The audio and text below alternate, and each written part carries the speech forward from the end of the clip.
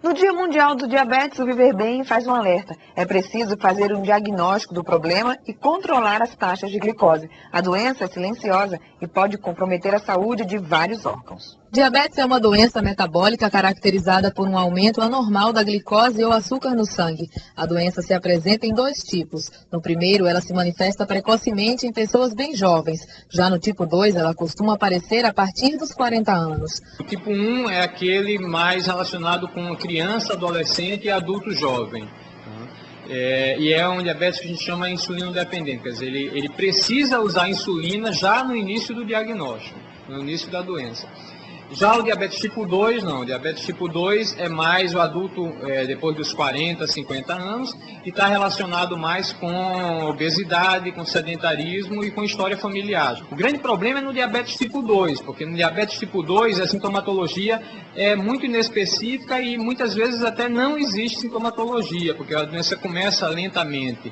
Então, alguns pacientes chegam a ter até 10 anos de atraso no diagnóstico, e isso é o que dificulta em relação ao controle das complicações. Quando o diabetes compromete a visão, o paciente pode sofrer de retinopatia diabética, quando a retina pode ser deslocada. No organismo todo você tem pequenos vasos, e a diabetes vai afetando esses pequenos microscópicos, esses vasos microscópicos, então a diabetes ela causa uma microangiopatia. Com esse fechamento dessas pequenas artérias e veias, o que vai acontecendo é uma isquemia, uma falta de oxigênio na retina, e isso vai estimular o organismo a produzir novos vasos, que a gente chama de neovasos. E esses vasos, a curto prazo, eles conseguem suprir a necessidade de oxigênio. O problema é que, com o tempo, esses vasos vão sangrar. E na hora que eles sangram, o sangue cai dentro da cavidade do olho, a visão cai, e a pessoa vem aqui aperreada, que a visão não está vendo mais nada, e depois disso o sangue ele começa a coagular e ele começa a se concentrar, e ele traciona a retina e causa o descolamento de retina.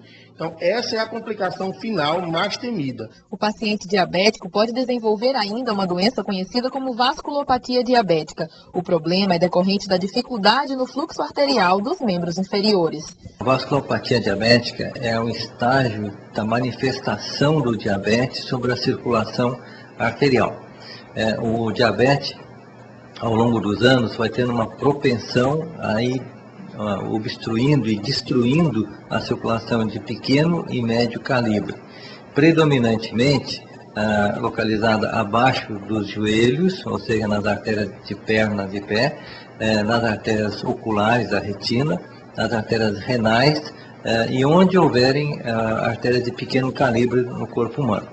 O especialista explica que a doença pode ser confirmada por meio de um exame chamado índice tornozelo-braço. Você mede a pressão no pé ou no tornozelo e compara com a mesma pressão obtida no braço. Então, se você tem índice, isso se chama índice tornozelo-braço. O índice normal é de 1 ou maior do que 1, ou seja, a pressão obtida no tornozelo deve ser, no mínimo, igual à pressão obtida no braço. O paciente diabético deve ficar atento. Dificuldades para caminhar ou problemas para cicatrização de lesões podem ser sinais claros da vasculopatia diabética. O angiologista explica que, de modo geral, o tratamento consiste principalmente em controlar a doença e, em seguida, os fatores de risco. De modo geral, o tratamento deve constituir um bom controle do diabetes.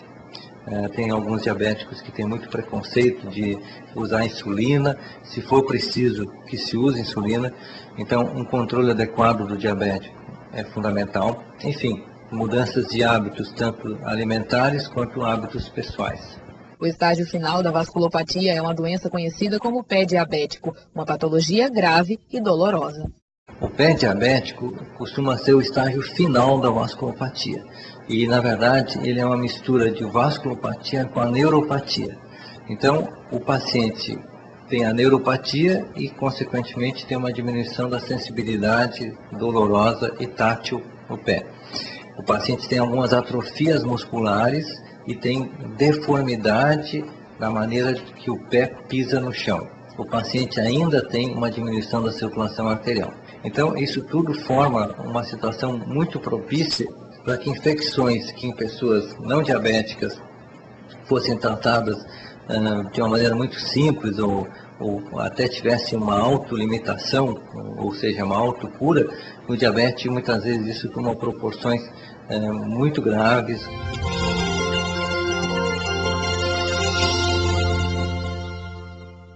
Outras informações sobre o pé diabético estão disponíveis no site www.endovasc.med.br.